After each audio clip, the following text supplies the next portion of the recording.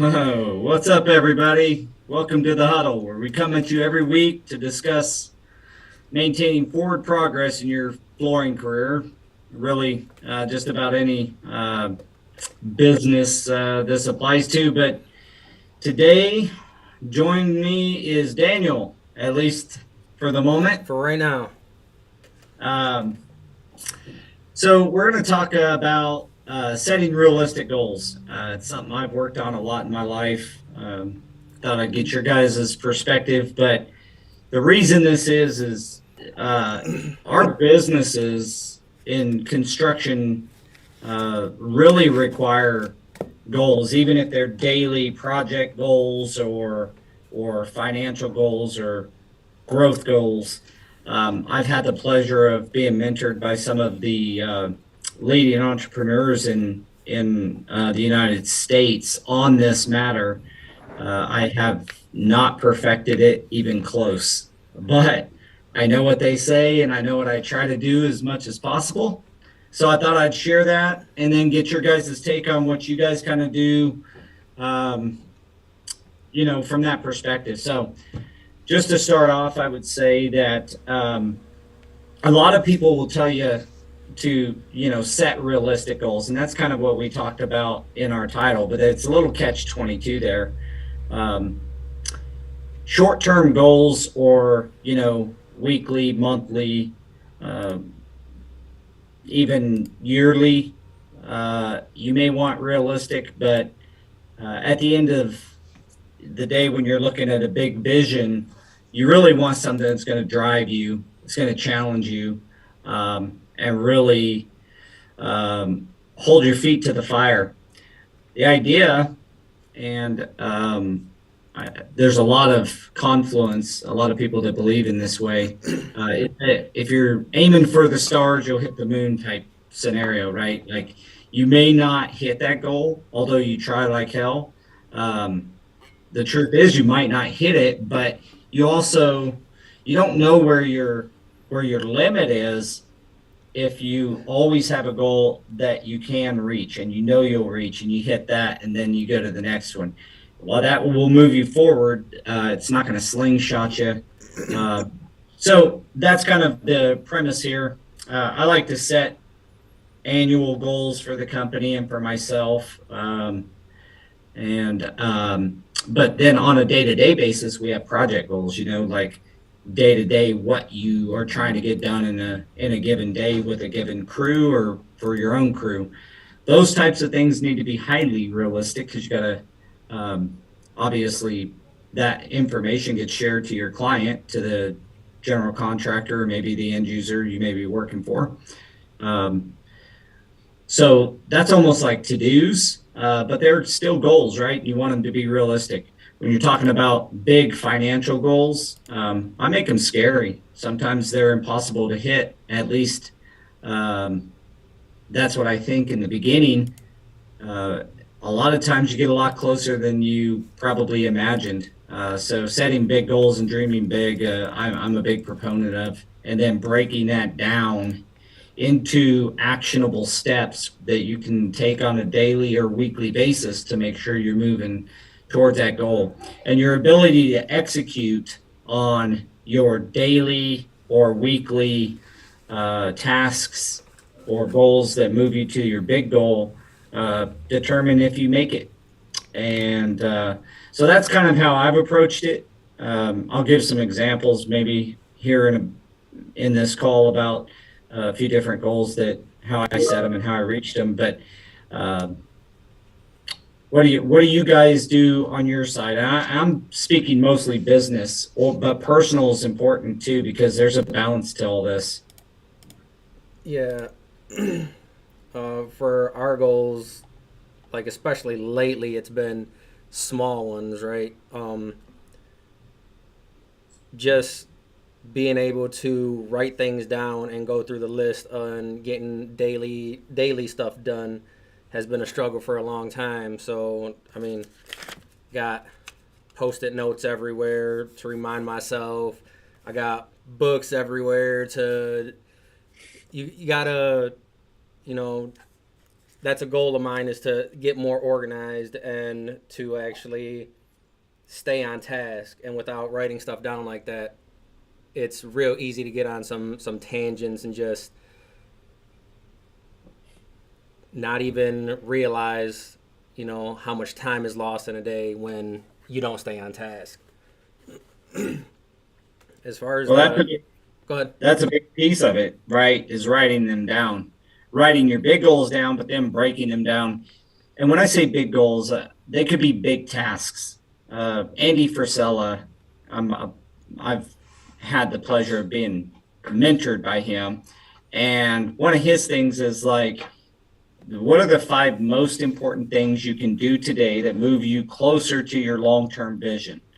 And if you can do those 5 things every day, and then obviously you're going to have these ancillary tasks that come up and creep onto your to-do list. But these 5 things, the power list, as he calls it, that is that is the way continue to keep forward motion or forward progress towards a bigger goal. So if my goal was to be an XYZ sized company, then I break that down into actionable steps. And then what 5 things can I do on a daily basis? What phone Right. calls, emails, or whatever. So, and then keeping your to-do list that keeps you on task for all your daily tasks. This is kind of on the almost separate from that, although they can play together. But Yeah, yeah, writing, and I guess I was just saying writing them down is huge. yeah, and like you said, it's almost you want to get the big picture type stuff, right, and set that goal, and then almost reverse engineer that into, all right, this is my goal. What steps do I need to get there, and then break those steps down further, all the way down to your daily task, so that way you're always following something to get to your goal. So Roland is on Facebook right now, and he asks if we feel that goals and self drive go side by side. Um, I think you got to have some internal motivation to set goals. If you go up to the average person, it's like one in every 10 to 15 people even have written goals. So and there's other studies that show it's like 1 in 100. So yeah, I think you got to be somewhat motivated, self-motivated to write them down. And then of course, we're talking owners to owners here. Who's gonna make you do it? It's got to be you. Roland's the same way. He's in his own, he's a head honcho, man. Who's going to make him do those things? It's him. It's your self drive and your self motivation. So that's a good question and a good insight if you think about it, because it kind of tells you what may be missing in a lot of people's ability to log their goals and follow. I'll be 100% transparent. I haven't written my goals down in 6 months. I'm really ashamed of it. I'm sitting here doing a podcast about writing down goals, but I have seen the power of it. I've done it for years and years and years, but I can also tell you from not doing it the way that I've done it in the past for the last, I don't know, 4 to 6 months or something, I can see a difference. I'm not achieving the things. I'm not taking those steps. And it's like taking a ladder. If you have your goals written down and you're doing this kind of daily ritual of like trying to get those 5 things done that'll move you closer to your goal, you all of a sudden you look and you skipped a few rungs. You're up the ladder higher than what you thought, closer to your goal. So I can tell you from both practicing it and then have lacking the self-discipline or that's all it really is, and doing it this last 4 to 6 months, something like that. Yeah, I think that, yeah, you have to really be motivated in order to want to get somewhere else. A lot of the people, stay where they're at because although they want to get there, they have no motivation to get there, right? They just want to get their eight and skate, so to speak. Do you think they want to get there, or do they want to get the rewards of being there? a lot of it has to do with the whole human nature of wanting that instant gratification, right? And it's why can't I just start working here and in 6 months make as much money as the best installer? Well, you're not as good as that best installer, so you got some work to do.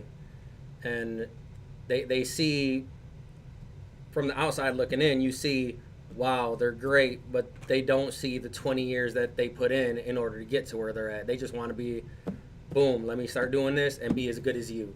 And I mean, Yeah. don't get me wrong, there's some people that come in and, a couple months down the road, you're like, man, this dude is, Surprise this you. person is moving.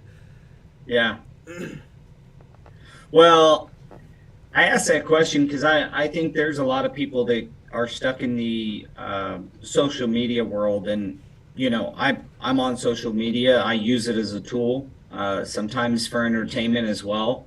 Um, but I I don't look at somebody who has uh, that's maybe has a lifestyle or something that would be appealing to me and say, ooh man, I want that, and but I don't want to do the work to get there, but I want that.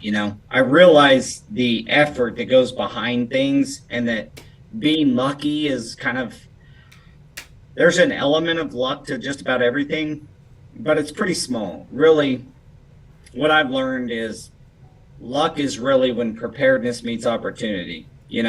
When you have an opportunity and you're prepared, and then a couple years later, you look lucky. I mean, it looks like, dude, this guy went from this to that all of a sudden. Well, what about the other 18 years it took to get ready and then be open to the opportunity? So I think a lot of that is has to be considered if you're looking at that stuff.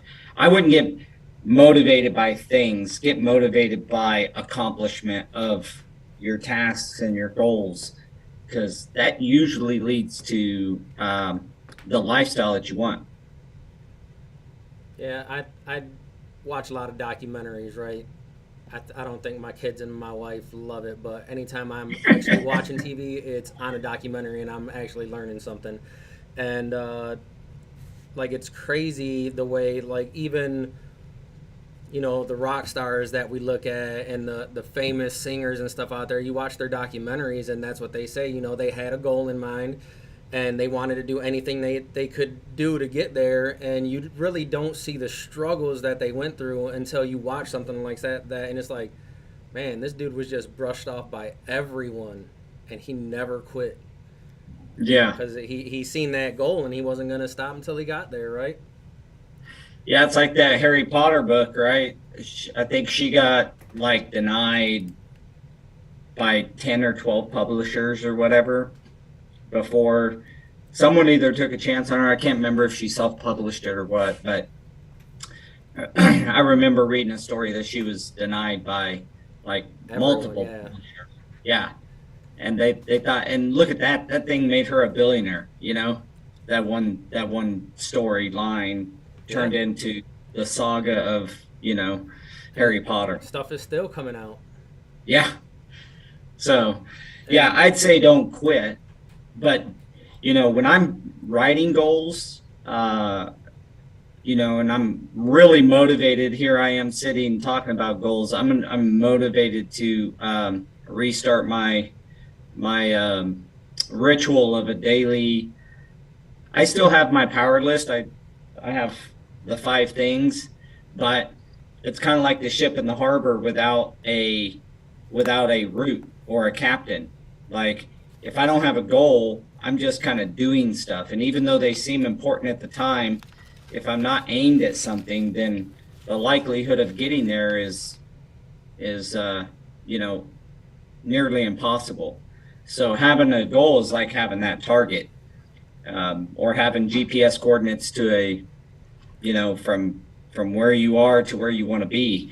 That's what your goal provides, is gives you the right, 2 points. the best thing about the goal too is you're working towards it, and if you set a timeline and you don't hit that, you can always reformulate what you're doing in order to still try and get that. You just reformulate your steps and keep that goal. And I think that's what we've been doing for the past few years. It's like, we have a vision of where we want to be, but in order to get there, it's been a lot of this. Mm-hmm. And every time that for the past, I want to say 4 or 5 years, that we felt, all right, now we're finally making momentum. We hired this person. This person's gonna put us to the next level to where we can get this accomplished. And then what happens? They're gone, and you're back at square one, and you just gotta pick up the pieces and say, all right, well, this is still gonna be my goal, but it's gonna be a different route to get there at this point. Yeah, and you can evaluate what went wrong or what went right, and kind of double down on the things that Yeah. went right. And you got to look at things from a different perspective too, right? Because when these things happen, it seems like, man, you're so devastated. This sucked. I spent so much time on this, and then like a couple years down the road, not even that long, sometimes it's like, I'm kind of happy that happened because it wouldn't have worked out in the long run anyways. So that was probably for the best. Yeah. Well, and goals are they're a little bit like I said, they're kind of a target. They're a little how do I say this? They should be inspiring, almost unachievable sometimes. But when you look back and you say, where did I start? At least you moved, forward towards that goal. And even if things didn't go right and you absolutely achieved it, you know, um, kind of evaluating the areas, like I said, that you had a really good response or a good outcome, and then kind of doubling down on that. And failure, kind of one of the biggest pieces of this is, don't look at failure as a bad thing. Look at that as a lesson of what not to do next time. That's easy to say, right? But if you look at people who've done really great things, they failed their way to success. I mean, Thomas Jefferson, that story is probably fresh on. I mean, most people know about it, but he basically said, I didn't, he didn't fail 10,000 times when he was inventing, the light bulb or whatever. He found 10,000 ways it didn't work, Right. and he found that, you know what I mean. So he took the failure as a lesson on, just that didn't work, so the next thing will, something will work. So you got to keep pushing and pushing and pushing. It takes perseverance a lot of times. So, and that's probably what Roland, I would think, a little bit of insight on that as well, is that, his goals, it takes self-motivation, but it also takes that perseverance. It takes motivate your self-discipline just to get started. It really takes a lot of perseverance to keep going when you get kicked. Right. And you will get kicked, like you just said. You had a guy that started and everything was looking good, and you thought things were going to go, taking this thing to the next level, and next thing you know, that guy's gone. So what can you change next time to either not depend on that person for it, or is it a different person? You got a lot of lessons you can learn from that, and you probably have. So We have. And then on the flip side of kind of like pushing, Roland asks if you feel like someone can get to a point where they're happy with the place they've gotten to and feel like they've actually hit their ultimate goal already. yeah, that's a great question. That's probably uh, the $1 million question. Is, you know I think it really depends on your personality. High achievers, generally, they get somewhere and they're like, I enjoyed the journey there more than I did getting there, than being there. And they create another goal, or another, they have another thing in their head that they're going to go after. Um, those people, I don't know many people that get to accomplish a big goal in their life. Maybe it's to have $100,000 in the bank or something, and then they're like, okay, well, now I'll quit saving or something. They look at it and they're like, I did that, and that motivates them to go ahead and set that next goal. and what, and I just use that as an analogy, but um, whatever it is, a lot of times once you get there, you're gonna set another one because you now know for a fact you can achieve stuff. Especially if you're young and you're setting goals and you're a teenager or you're in your low 20s and you're setting a goal and you actually get to that spot, it's very unlikely you're going to stop there. So I don't know. I think that's a personal, person by person thing, but from just knowing a lot of high achievers, I would tell you that most of the time they get to that, they reach that goal and they either already have another one set or they get the confidence, especially if you're new to it. I'll tell you that if you're new to it and you reach that first goal of whatever that is, that seems big to you at the time, and you're like, shit, I did it. Why not set another one? Right. And I think like we've had multiple different goals on different levels. We have the business goals and then industry goals and stuff like that. And it was probably around 4 years ago or something like that. Jose and I were talking, and it's like the ultimate industry goal is to leave the industry better than when we came in. And I forget who it was, but someone asked me if I felt like I've already achieved that goal. I said, I mean, if I feel like the industry still has a lot of work to do, but I still feel like our presence in the industry has already left it better than it was when we got here. Yeah, and that's where. What's up, Jose? What's up? I was there, but nobody could see or hear me, so Well, now you're in frame. yeah. Well, when you're talking about, the goal of leaving the industry better than the way you found it, if you get real specific on what you're trying to do, that's when you've hit it. You've already left the industry. You've already made a big impact. You guys both have made a big impact on the industry. What I would say is setting something like solving this XYZ problem, whatever, maybe higher installer pay or whatever the deal is. That's just an example, but whatever that is, then you have a real concrete, specific item that you can know for a fact, like it's almost like an epiphany that you've reached it. But that's a huge goal, though, that you guys set. Like you're talking about impacting the entire industry, and a lot of people think our industry's small. It's the biggest small industry I know of, meaning it's bigger than most people realize. It like 20 something billion dollars of sales in material goods, but then you add labor in there at about 15 billion, and now overall you're at like a 35 to 40 billion dollar industry. So the fact that our industry is still so small, though, from a organization standpoint, we have a lot of access to people that, if you were in aerospace, to go sit down with as a machinist, to go sit down with the president of Boeing or something is unlikely, highly unlikely. But I've sat down multiple times, and I know you guys have, and I know plenty of other installers who have sat down with CEOs of the carpet mills that run billion-dollar businesses.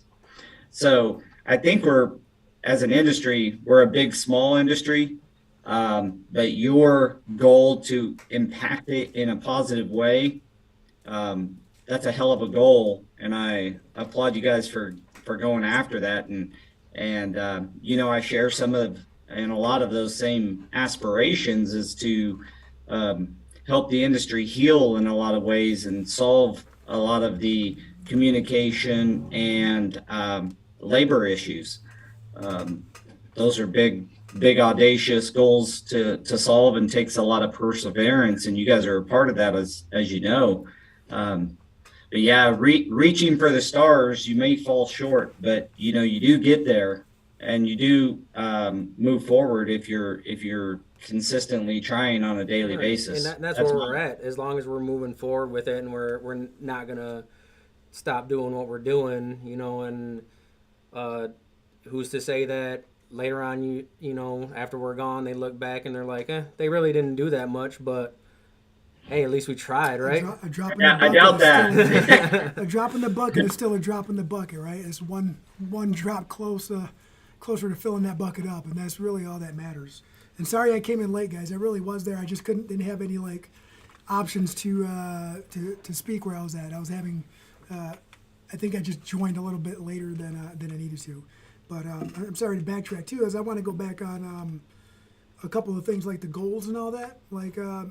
I just had a conversation with my nephew last week or the week before about goals. He's like, "Yeah, I'm setting up goals," and so I broke it down a little bit different for him. I said, "How about instead of setting up goals, you just create milestones?" And he was like, "Why?" I said, "Because if you don't achieve your goal, then you're going to be like, 'Oh, I failed. I failed.'" And I'm like, you shouldn't view it like that, right? Because some people are a little bit different. If they set milestones and on the way to that milestone, they get sidetracked or have to make a lateral movement, they didn't fail at their goal. Their milestone just changed, right? It either changed in length of time or changed as the description changed, and they'll get back to it. Or they can hit a milestone and then split in two different directions. So that's my little 2 cents on that. I don't think there's a right or wrong way to look at it. I would say that, you got to be cautious and self-aware enough to make sure you're not shortchanging yourself in those instances where you don't reach a goal and then or you don't, you get to a certain milestone and then you take a different path. As long as you're not taking the easier path because it's easier, but you're taking the other path because it's more effective in getting to your goal. There's an easy path. Sometimes, or at least it seems easy. Yeah. You know how that goes. Yeah, usually the ones that are too good to be true, that's because it really is too good to be true. Yeah, I thought I had a rich uncle in freaking Scotland that $14 million was supposed to give me. At least I got that fax last week. It didn't pan out. The email that they found $14 million in a government account that has your name on it. You just have to all they need your your bank account. All they need your bank account information, and they'll forward that straight to you. And then, signature in a bank account. Everlasting Installations is on here. He says that whenever he clears every time he clears a goal off the vision board, that's his motivation to set that next goal. Like we were talking about earlier. All right, I hit this. Now it's time to get this next one, and I can see that, right? Because that's that self motivation. Yeah, and vision boards are cool because you take the time to do one. They keep that, especially with men. I'm not trying to separate us, but men are just very visual creatures, and it works for women too. Don't get me wrong, but it's just like as a guy, you're very visual stimulus, right? I mean, we're the main buyers of exotic cars for a reason. We're main buyers of, these Lamborghinis and Ferraris and stuff because visually we're motivated by that kind of thing. So vision board's cool because it keeps it right out in front of you. It's cool to hear someone's keeping a vision board. Yeah, Crystal actually has us all putting our own personal vision boards together, and we're putting them on a bigger board out in the warehouse because she wants these guys to realize that you should set some goals. You should have some motivation in what you do somewhere. And I think she's getting a little bit of pushback right now. Well, that's cool. That's leadership right there. Yeah, she's a great leader, man. And you know what? And I missed the memo on getting that done, but she gave me everything this morning to get going. Someone was on vacation. How dare you? I know. I got to pay more. I got to be better than that. Well, that's pretty cool. You guys are doing that and combining them. as a team. It sounds like she's encouraging everybody at your company to do that, huh? Yep. Yeah. She wants everyone to do it so that way we can actually point out how alike some of our goals and just our hobbies, just Yeah, life just- in general.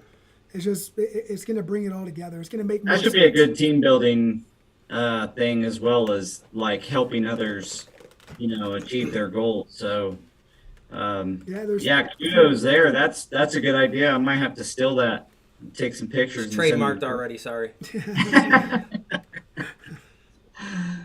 Yeah, just I guess in closing here, for me anyway, I just want people to realize that failure is not failure, really. It's just a lesson. There's a lot of these times when we feel like a failure. Just got to check yourself. Today's been a really rough day for me, actually. In a lot of ways, it was, we got a big kick in the old keister with, a couple of our long-term guys, one of them retiring, one of them moving on to another company, total different industry, in fact, which was kind of sad to lose him from the industry, let alone our company. But with all that, we have, a lot of pressure then stacked upon the remaining people. Keeping a positive outlook, even when things don't work out or when something falls back. I'm working on a big deal you guys know about that we're having some complications with, and it's just this little piece that's keeping the whole train from moving. And, the goal is clear, and we just kind of keep getting notched down. I'm not going to give up. We're going to persevere. We'll get through it and get the problem solved. But I think it's got a lot to do with staying with something, even when you get. It may seem like a failure, but it's just a short setback. If you're taking 2 or 3 steps up and you take one back down, you're still 2 steps ahead, right? So just keep going, just keep pushing.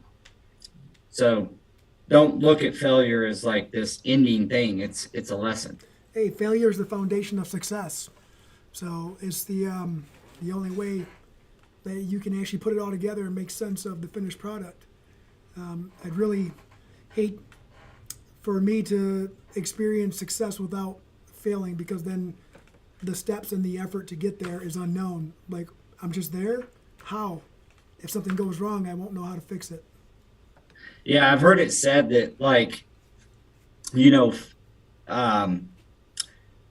failure is like a setback should only be considered a failure, or is only considered a failure when you accept it as one. So if you feel like it's a failure, that's when it's failure. It's not that the item or the event itself's a failure. You're giving it that label. It's just a setback. It's just something you got to overcome. So if you just keep that positive mindset going, and this might sound a little foo-foo, but this is true. You just got to keep going sometimes and not accept it as a failure, accept it as a lesson, and keep driving forward. And that's even in like your kids' sporting events. Your son throws a game that he wasn't super proud of. Well, there's some lessons in there. He shouldn't come off the mound feeling like a complete failure. There's just some lessons there that he can learn and get better. One of our, we just adopted 3 kids, and one of them's playing football, and he didn't get the position he wanted, on the team. He wanted to be one of the skilled positions, running back and wide receiver or something. And he's a defensive end and an offensive end, and that's not a failure. He's on the team, first off. Secondly, he's going to get better just playing that position, understanding plays and understanding routes and understanding, blocking for his quarterback, for example, and which way to do that. You'll get a better understanding of the game. And he's, 7th grade, so he's got plenty of time to grow into his Oh, body, and Yeah. it takes him. So you just There's a lot of kids out there that don't even start playing football until 7th grade. or even high school. Yeah. But cool story, you were talking about being on the mound and, having that tough game.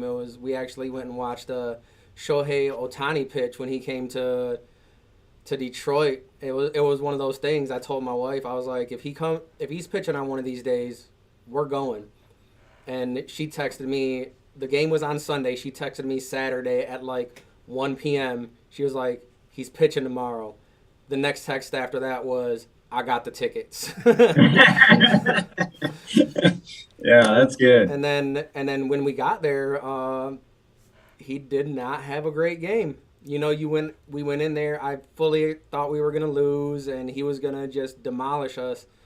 And Tanya and I talked, and it's like that's probably the best thing that could have happened, because now, the kids can see that you can be one of the best people in the world and still have an off day. But what he's gonna do? He's gonna shake that off, and he's gonna go get that next one. And that's how you need to kind of look at things. It's all about Yeah, the they recovery. say short memory in sports. I think that's the same thing when you're setting goals. Like, learn from your lesson and move on. Like, don't let it drag you down. Don't let that setback drag you down into failure. Get your motivation, sulk for a second or so, but get back on the horse. Right, and I'm sure he's gonna be talking to his coaches and everything about it. Don't feel like you can't reach out to someone to help you out with something that you're struggling in. Like, if you need to talk to someone, talk to someone. Yeah. I did find it very helpful one time. I hired a business coach to help me through some of that before. Sometimes you just got to reach out and have somebody guide you, especially if you're an entrepreneur and you're on your own, and you may feel like you don't have a lot of people to go to. It's always there's plenty of business coaches. There's undoubtedly dozens in any given city, so you can always find them. But the point is that sometimes you need a little bit of help, and it's okay to ask for it. But that too goes back to Roland comment, and that takes self-discipline and motivation, inner motivation, to just make that step. So yeah, I think it all boils down to keeping your goals in sight, keep moving forward, and have that discipline to do so. Yeah. Know Cool. your. My friend told me once, playing ball. Obviously, we compare a lot of things to sports. I hit the ball and I got a double, right? But before I got to 2, I probably could have went to 3. But before I got there, you hear him. He says, "Know your body." Just yell it. Know your body, right? So and that I stopped at 2, because as soon as he said that, he's like, "Oh man!" My head said, "You know what? If I do go for it, chances are I'm going to have to slide. I'm not built for that kind of athleticism." When he Know said, your was body. he trying to push you though? You know who it was? It was Gnome. It was Gnome. He was trying to push you to go to 3 though. No, he's trying to tell me the nice way to stay at 2. Know your body. I'll never forget it. But that kind of that resonated with me through more than just that moment and that situation. It's it's a metaphor for know yourself, right? Like, if you like, back to Rollins' comment, like, when is enough enough? When you say stop is when you start losing the passion for the things that you're doing. Know yourself, man. Know your body. Know that going through the motions isn't going to get you where you want to go. Being passionate about it and finding passionate people to surround yourself with will help motivate you to move on to those next steps. Know your body. I'll never forget it. That's man. kind of like what Jorge just said right here. We got a comment on LinkedIn. He said, not to stay stagnant doing the same thing. Play with the new products. Learn new things. That can be motivation to keep you moving forward.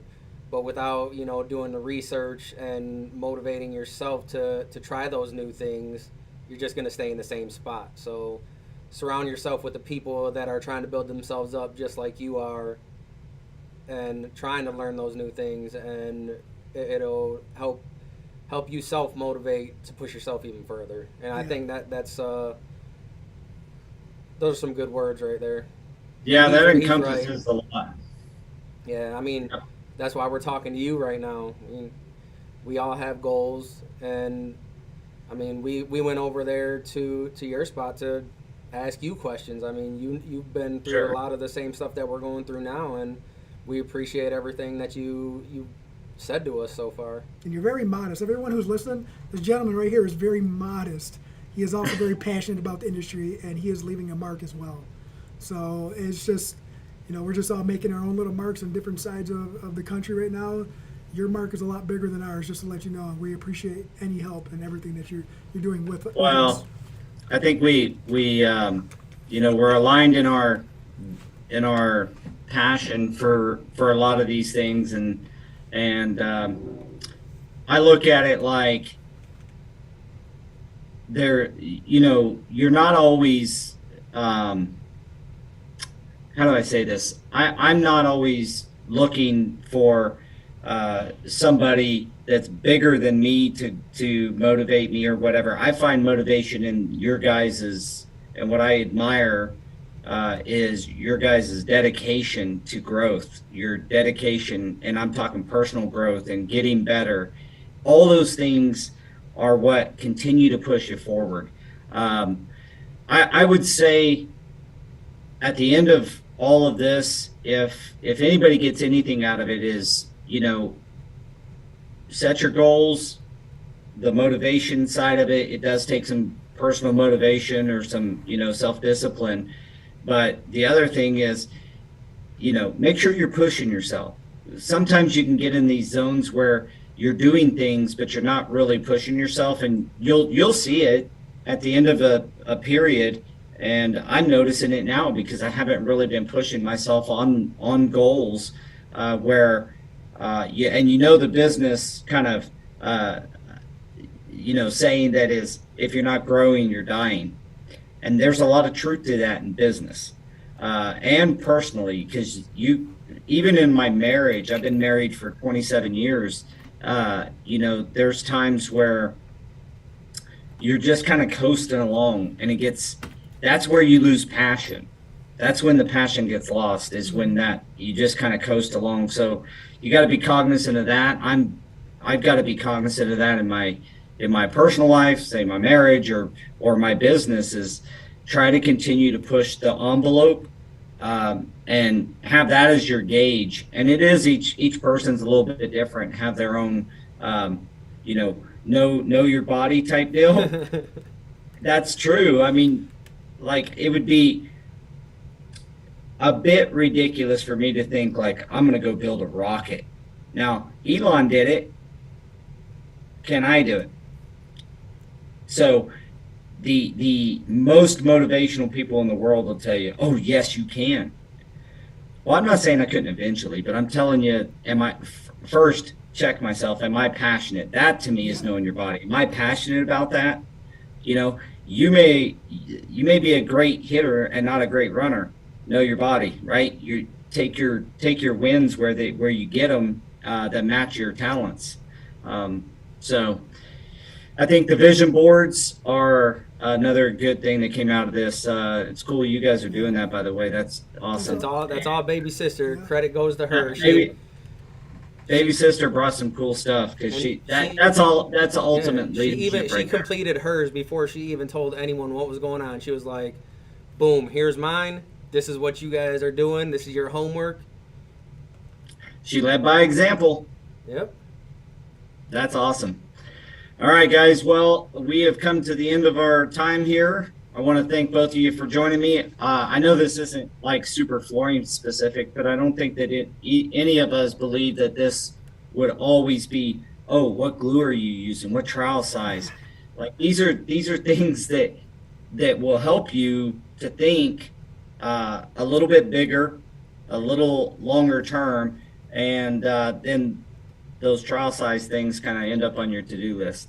Right. Unless you guys want to do one of these episodes where that's all we do is give you one little schooling section on how to do this, 1 foot of flash cove. Yeah. Yeah, those are, this whole time we've spent together on a weekly basis, I value because it kind of remotivates me in a lot of ways, reminds me of things that are important and kind of refocuses it. Like when your camera is too close to something and it starts to focus and it finally focuses. It's that kind of a thing for me. So I really appreciate you guys joining every week, and you guys are awesome. And I really appreciate that your sister is doing that. That's cool that she's pushing other people to kind of chase their dreams and giving them sometimes you're giving someone else the power to chase their dreams, and that's what she's doing. I think that's she's cool. trying to have people realize that they do have a dream. That's, whether it's, doing flooring or not. I mean, you got to have something that you're looking forward to. Let's focus on that, and that can be your motivation on why you're here and doing this. I mean, everyone's got hobbies, right? Yeah. So take your passion from there and kind of translate it over here too, because this is what's supporting that hobby anyways. You don't want anyone to feel stuck. Yeah. Yep. All right, gentlemen. Well, thanks again. We'll be talking to you soon. And everybody else, we will see you next week.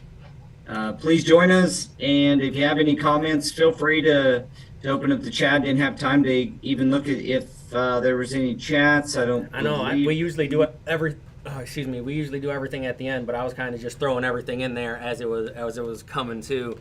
Yeah, that was good though. Awesome. All right, fellas, we'll have a good week, and we will chat with you later. All right, see ya. Bye, everybody.